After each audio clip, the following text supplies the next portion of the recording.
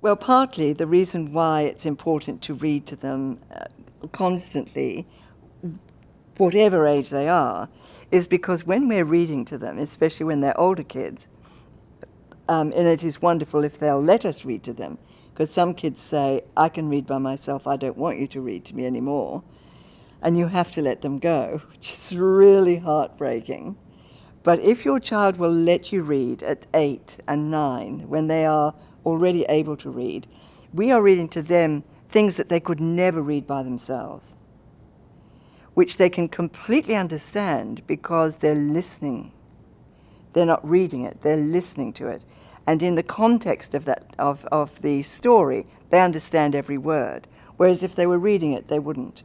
But if we're reading always something that's more difficult than they can read themselves, when they come to that book later, or books like that, they will be able to read them.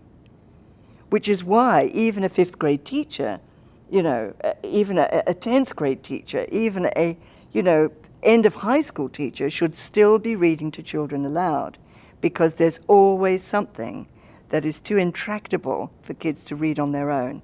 We're always pushing them ahead, that little bit harder, that little bit harder.